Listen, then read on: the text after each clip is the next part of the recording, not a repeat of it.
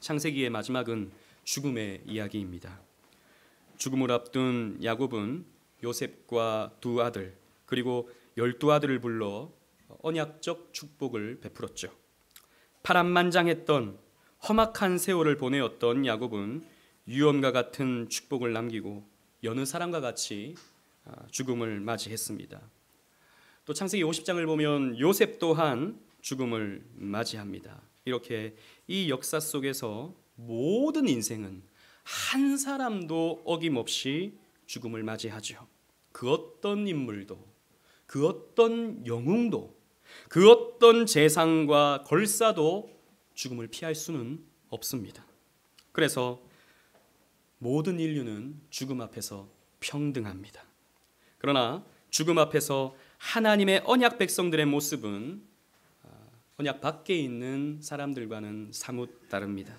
똑같이 숨이 멎고 똑같이 무덤에 갇히지만 죽음 앞에서의 모습은 뭔가 다른 것입니다. 오늘 본문이 그것을 우리에게 보여줍니다.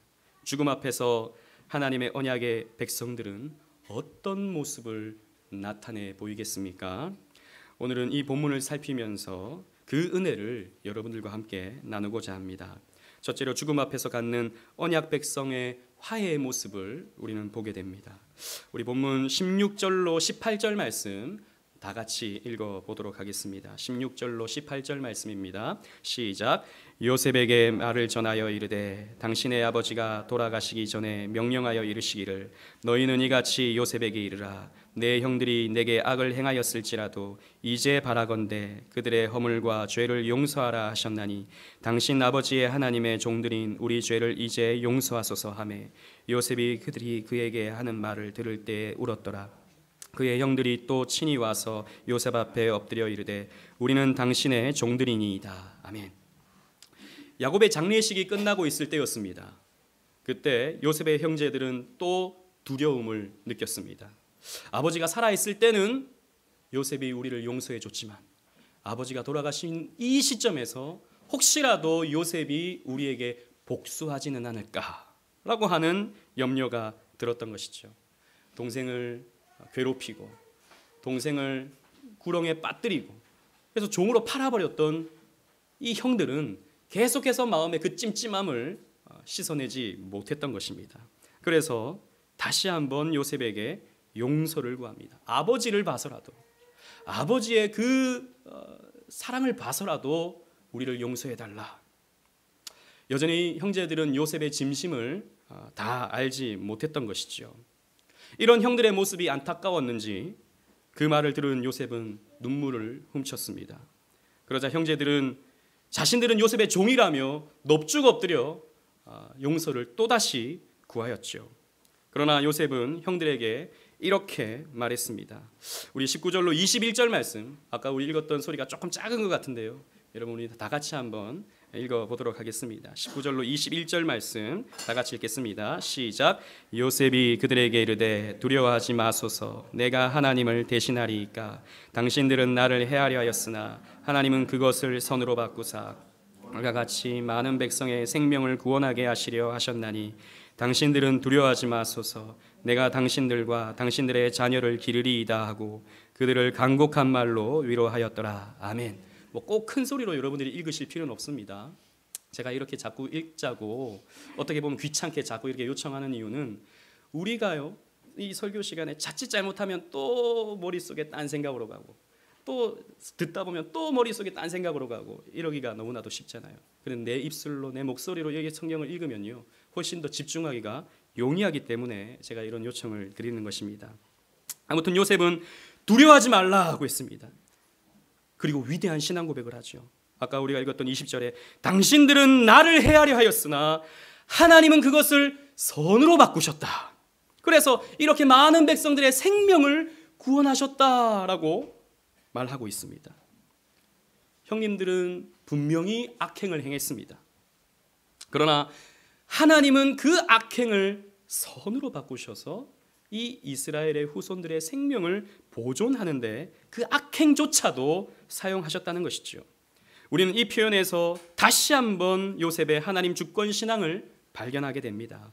우리 45장 5절에서 살폈듯이 그때도 요셉은 이렇게 말했습니다. 당신들이 나를 이곳에 팔았다고 해서 근심하지 마소서, 한탄하지 마소서. 하나님이 생명을 구원하시려고 나를 당신들보다 앞서 먼저 보내셨나이다. 같은 맥락의 말씀이죠. 그러나 오늘 본문에서는요, 조금 더 구체적으로 하나님은 인간의 악까지도 손으로 바꾸셔서 당신의 구속사에 사용하신다라고 하는 것을 말하고 있습니다. 여러분, 물론 인간의 죄는 하나님이 싫어하시고 인간의 악을 미워하시고 공의로우신 하나님은 그 악을 심판하실 수밖에 없습니다. 그러나 하나님은 인간의 죄 때문에, 인간의 악 때문에 하나님의 구속 역사를 진행하는 데 있어서 조금의 방해를 받지 않으십니다. 그 인간의 죄와 악까지도 하나님은 모든 것을 합력하여 선을 이루셔서 결국에 당신의 뜻을 나타내신다는 것이죠. 마찬가지로 그 예전 형들이 요셉을 죽이려 하고 종으로 팔아버린 것은 분명 악한 죄였지만 하나님은 결국 그 악을 선으로 바꾸셔서 야곱의 자손들을 기근으로부터 보호했던 것입니다. 요셉에게는 이 믿음이 있었던 것이죠. 그래서 요셉은 형제들을 용서할 수 있었습니다.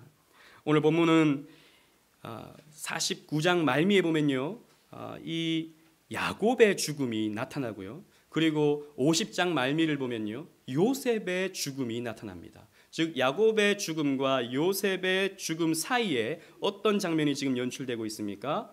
언약 백성들의 화해의 모습이 나타나고 있다는 것이죠. 이를 문학적으로, 이 성경 문학적으로 수미 쌍관 구조라고 말합니다. 즉 머리와 꼬리가 상관이 있다라는 것이죠. 이걸 또 혹은 대칭 병행 구조라고 말하기도 합니다. 이렇게 대칭된다는 것이죠. 여러분, 샌드위치를 보시면 위에 빵이 있고 밑에 빵이 있고 중간에는 뭐가 있습니까? 햄도 들어가 있고 상추도 들어가 있고 계란도 들어가 있고, 거기에 뭐가 들어가 있느냐에 따라서 샌드위치 이름이 바뀝니다. 거기에 계란이 들어가 있으면 에그 토스트가 되고 에그 샌드위치가 되고, 거기에 햄이 들어가 있으면 햄 샌드위치가 되는 것입니다. 중요한 것은 무엇입니까? 그 중앙에 들어가 있는 내용물이다라는 것이죠. 즉 이 죽음이라는 샌드위치 사이에 화해라고 하는 장면이 들어가 있다는 것이죠. 그래서 이 창세기를 쓰던 모세는 하나님이 주시는 영감 속에서 죽음 이야기 속에 화해의 이야기를 집어넣으므로 죽음을 앞둔 언약 백성은 반드시 화해해야 함을 가르쳐주고 있습니다. 그러면 언약 백성은 죽기 전에 누구와 화해를 해야 하는 것입니까? 나를 해코지했던 사람과 화해해야 하는 것입니까? 나를 미워하고 나에게 상처를 줬던 사람을 찾아가서 화해해야 하는 것이겠습니까? 그런 사람을 일부러 찾아가서 이웃사랑을 나타내 보여줘야 된다라고 하는 것이 오늘 본문의 메시지이겠습니까? 물론 그렇게도 이해할 수 있을 것입니다. 그렇게 한다면 정말 아름답고 귀한 그리스도인의 모습일 수 있겠죠. 그러나 우리는 조금 더 구속사적으로 이 본문을 이해하고자 합니다. 여러분, 우리가 쭉 살피면서 요셉의 삶은 누구를 예표한다고 했습니까? 그렇죠, 예수 그리스도를 예표한다고 그랬습니다. 이 야곱의 아들들, 요셉의 형님들은 누구를 예표한다고 그랬습니까? 교회를 예표한다고 그랬습니다. 지금 누가, 어떠한 사람들이 지금 화해를 하고 있습니까? 예수 그리스도를 예표하는 요셉과 교회를 예표하는 이 야곱의 형님들이 화해하고 있더라는 것이죠. 누가 화해를 요청하고 있습니까? 형님들이 요청하고 있습니다. 용서해달라고, 잘못했다고, 우리는 당신의 종이라고. 이렇게 화해를 요청했을 때 요셉은 괜찮다고, 용서한다고, 하나님이 당신의 뜻을 이루시고자 베푸신 일이라고 이렇게 용서하고 있다라는 것이죠. 그렇습니다. 언약 백성은 죽기 전에 반드시 예수 그리스도와 화해해야 합니다. 오늘 본문은 이것을 가르쳐주고 있는 것입니다. 언약 백성의 삶에서는 반드시 자신의 죄를 예수 그리스도 앞에 내어놓고 잘못을 고하고 용서받아야 한다는 것입니다. 오늘 본문은 이 진리를 우리에게 가르쳐주고 있다는 것이죠. 여러분, 예수님께서 십자가에서 죽음을 앞두고 계실 때 예수님 양옆에는 함께 죽음을 앞두고 있는 죄인 두 사람이 있었습니다. 사실 그들은 죄를 지어서 심판받는 것이었지만 그들이 자신이 지었던 그 죄 때문에 하나님 그 죄도 선으로 바꾸사 예수님 양옆에 서게 되는, 그래서 예수님을 만나게 되는 영광을 그들은 또 받게 되는 것이죠. 그 중에 한 사람은 이렇게 말합니다. 비방하여 이르되 내가 그리스도가 아니냐 너와 우리를 구원하라. 한쪽 강도는 죽음을 앞두고 있는 예수님을 조롱했습니다. 네가 그리스도라면, 네가 메시아라면 너를 구원해보고 우리를 한번 구원해봐라. 이렇게 비참하게 십자가에 달리지만 말고 우리를 한번 구원해봐라 라고 예수님의 죽음에 조소를 보내었던 것이죠. 하지만 다른 쪽 강도는 이렇게 말했습니다. 우리 주보를 보시고 누가복음 23장 40절로 42절 말씀을 다 같이 읽어보도록 하겠습니다. 시작. 하나는 그 사람을 꾸짖어 이르되 내가 동일한 정죄를 받고서도 하나님을 두려워하지 아니하느냐. 우리는 우리가 행한 일에 상당한 보응을 받는 것이니 이에 당연하거니와 이 사람이 행한 것은 옳지 않은 것이 없느니라 하고 이르되 예수여 당신의 나라에 임하실 때 나를 기억하소서 하니 아멘.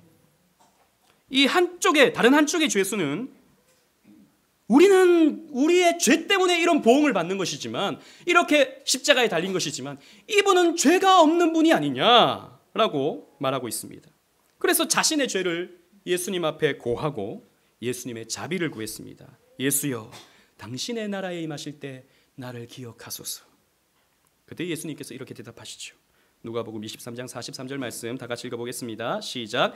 예수께서 이르시되 내가 진실로 내게 이르노니 오늘 내가 나와 함께 낙원에 있으리라 하시니라. 아멘. 이 주님과 화해한 죄수는 그야말로 최고의 죽음을 맞이했습니다. 그날 예수님과 함께 낙원으로 갈 수 있었기 때문이죠.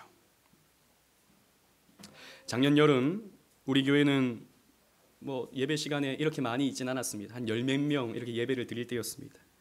그때 저희 교회가 장례를 치렀습니다. 한평생 가족들이 교회 가는 것을 방해하고 막았던 분이셨는데요. 인생 말년에 말기암이라는 무서운 진단을 받으셨습니다. 그래서 고인의 처남 되시는 장로님께서 이 매형을 전도하시기 위해 또 저를 또 요청하시고 또 저를 초청해 주셔서 말씀을 전하게 되는 그런 일이 있었습니다. 그런데 한평생 교회라면 반대하던 이분이 마음이 부드러워지셨습니다. 저의 설교를 너무나도 좋아하셨고 또 잘 들으셨으며 찬송도 함께 부르시면서 기뻐하셨습니다. 신방을 마치면 마음이 평안하다 이렇게 말씀을 해주셨습니다. 그래서 자주 집을 방문하고 병원에도 자주 찾아가서 복음을 전하고 기도도 해드렸습니다. 그리고는 앞으로 나아지면 꼭 교회를 나오겠다고 약속까지 해주셨습니다. 그러나 병은 점점 심해졌고 마지막을 준비하셔야만 했습니다. 그래서 저는 마지막 고인에게 구원을 확인했습니다. 죄인임을 고백하시고 예수 그리스도만이 소망인 것을 믿으시냐고 제가 물었습니다. 그때 고인은 아멘이라고 답하셨어요. 한평생 교회를 다닌 적도 없는데 한평생 예수님을 믿지 말라고 핍박하고 교회 못 나가게 막으셨던 분인데 인생 말년에 예수 그리스도가 유일한 소망이다 라고 하는 것에 아멘으로 응답하셨던 것이죠. 그리고 믿어 세례받기를 원하셔서 병원에서 세례를 베풀었습니다. 고인은 그 마지막에 하나님과 화해하셨던 것이죠. 그 세례가 우리 오직은혜 교회의 첫 번째 성인 세례였습니다. 그리고는 며칠 못 되어 소천하셨습니다.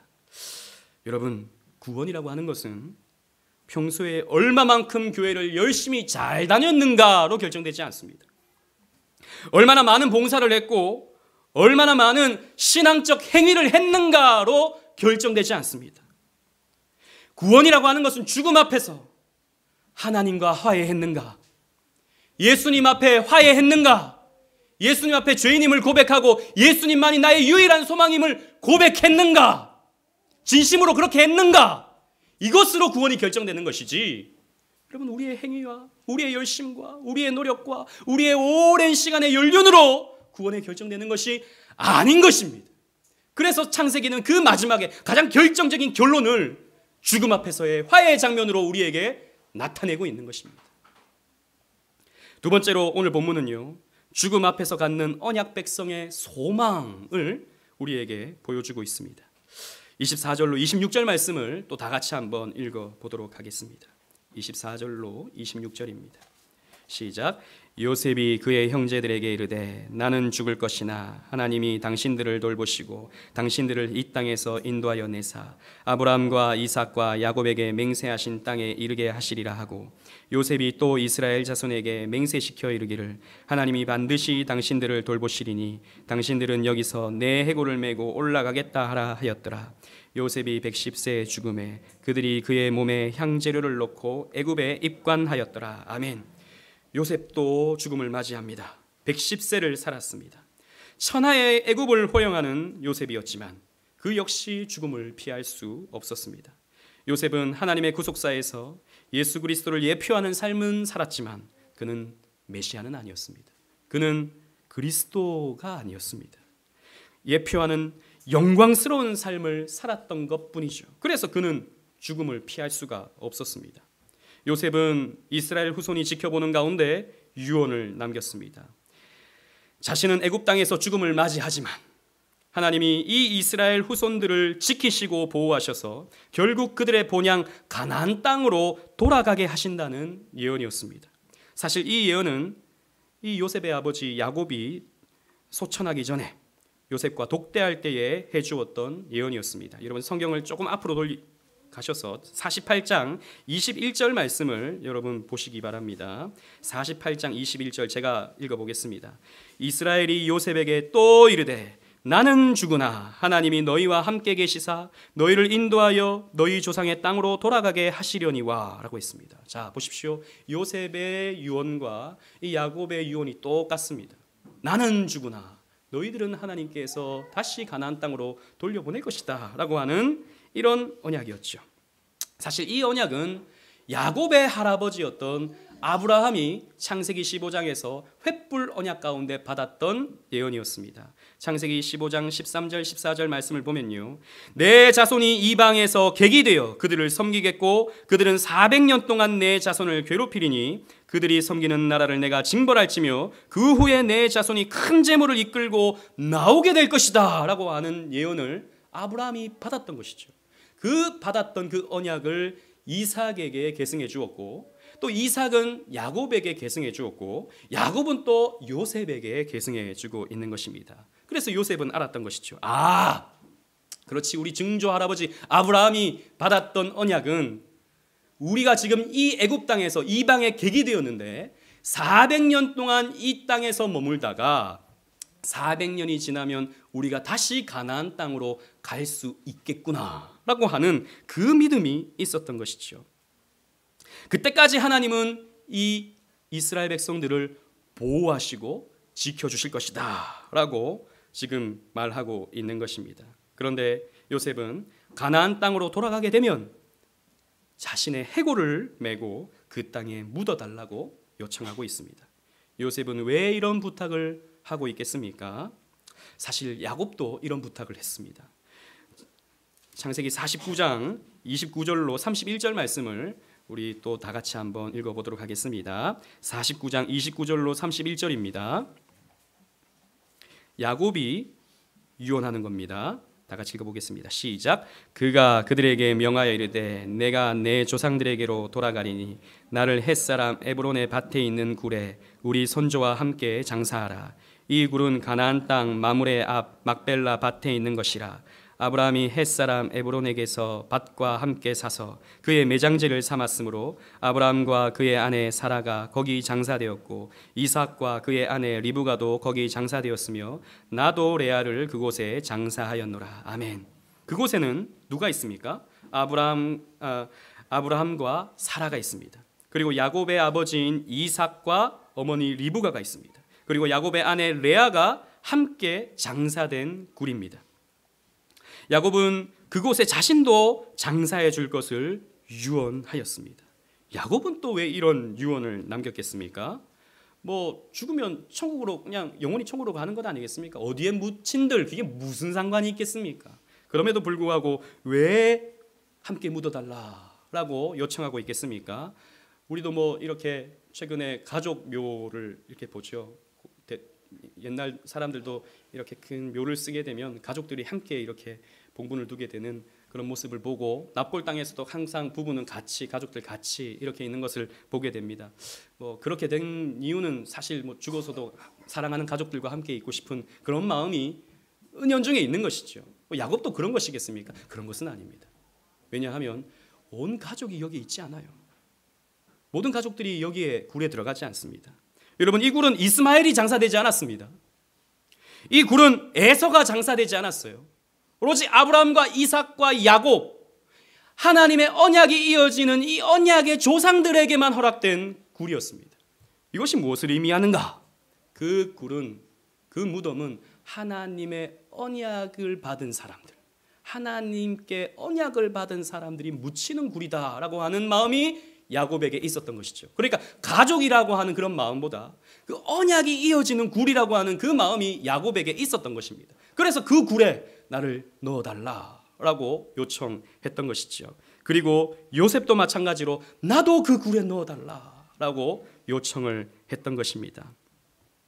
그래서 400년이 지난 후에 이스라엘 자손이 애굽을 나가게 될 때 요셉의 해골을 메고 그곳에 장사하게 됩니다. 우리 주보를 보시면요, 여호수아 24장 32절, 400년이 지나서 이스라엘 백성들이 어떻게 하는지 한번 보십시오. 여호수아 24장 32절 다 같이 읽겠습니다. 시작. 또 이스라엘 자손이 애굽에서 가져온 요셉의 뼈를 세겜에 장사하였으니 이곳은 야곱이 베크시타를 주고 세겜의 아버지 하몰의 자손들에게서 산 밭이라.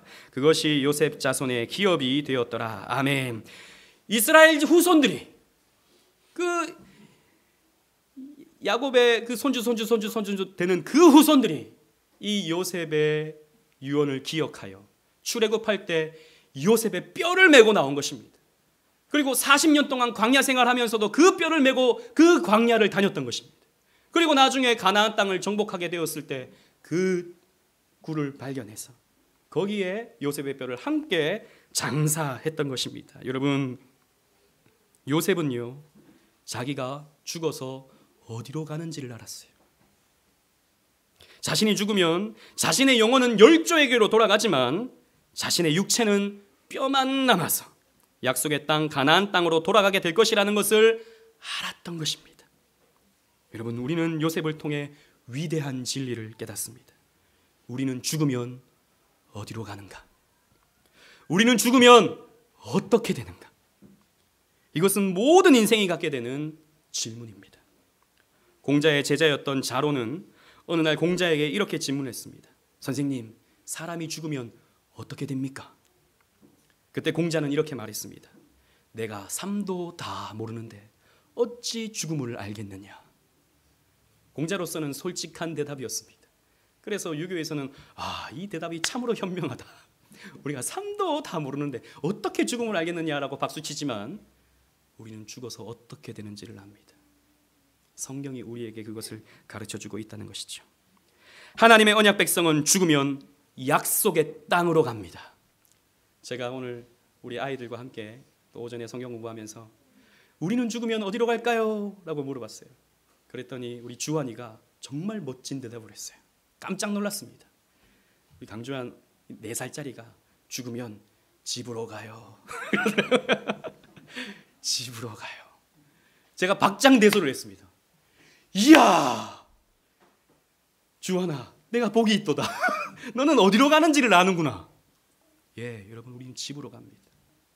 밥 먹는 그 집 말고 잠자는 집으로 말고, 물론 주환이는 그렇게 생각했을지 모르겠지만 죽음이라는 것조차 모를 수 있겠지만 영으로 대답한다고 저는 생각해요.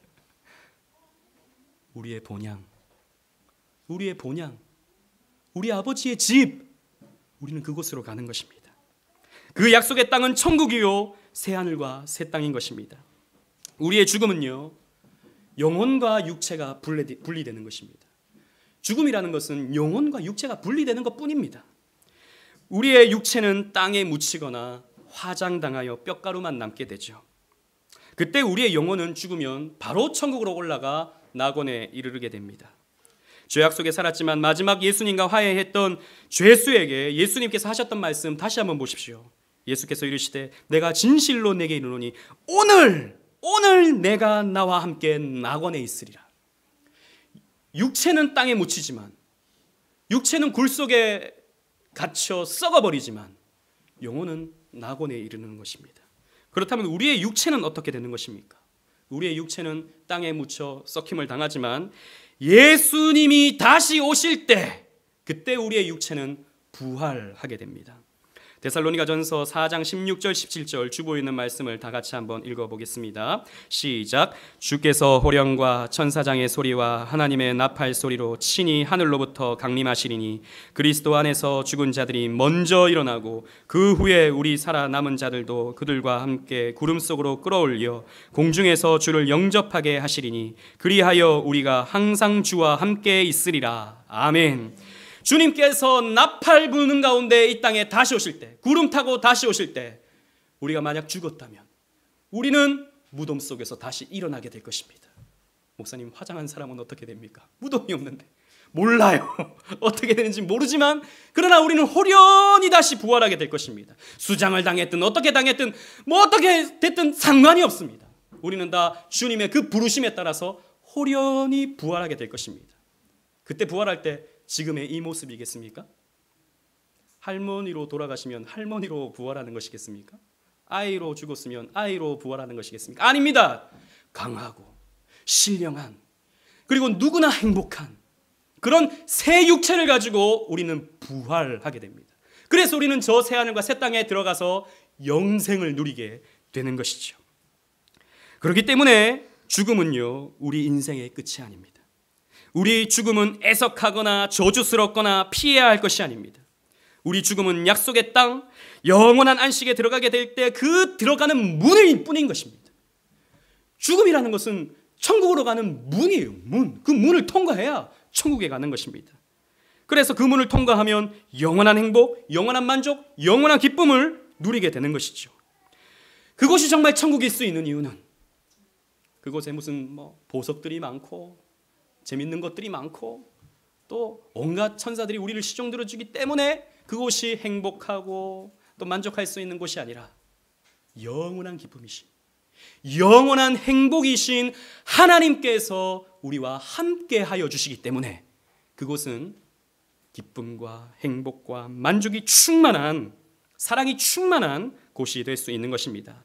계시록에서는 이렇게 천국을 묘사하고 있습니다. 계시록 21장 3절로 4절 말씀, 우리 주보에 있는 말씀 다 같이 읽어보겠습니다. 시작. 내가 들으니 보좌에서 큰 음성이 나서 이르되 보라, 하나님의 장막이 사람들과 함께 있음에 하나님이 그들과 함께 계시리니 그들은 하나님의 백성이 되고 하나님은 친히 그들과 함께 계셔서 모든 눈물을 그 눈에서 닦아주시니 다시는 사망이 없고 애통하는 것이나 곡하는 것이나 아픈 것이 다시 있지 아니하리니 처음 것들이 다 지나갔음이로라. 아멘. 여러분, 천국의 묘사를 보십시오. 그곳에서는 하나님이 나의 하나님이 되어주십니다. 그곳에서는 하나님이 나의 하나님이 되어주셔요. 그리고 모든 눈물을 닦아주시고 사망도 없고 애통도 없고 곡하는 것도 없고 아픈 것도 없는 이런 처음 것들, 이 땅에 있는 슬픔과 부정적인 것들은 다 없어지는 곳이 바로 새하늘과 새 땅이 되는 것입니다. 그러니 여러분, 어찌 우리가 죽음을 두려워할 수 있겠습니까?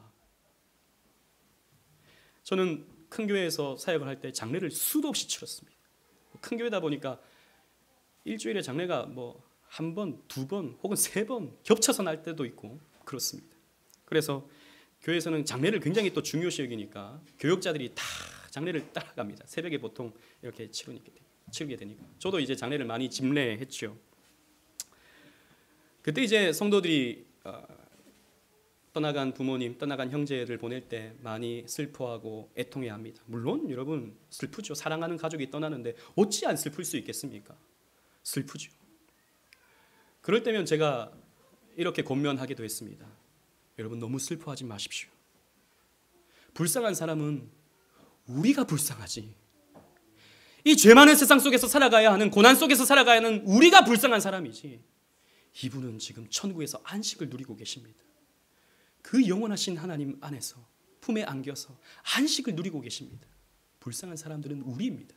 우리를 위해서, 여기 있는 사람들을 위해서 울어주십시오 라고 제가 권면하기도 했습니다.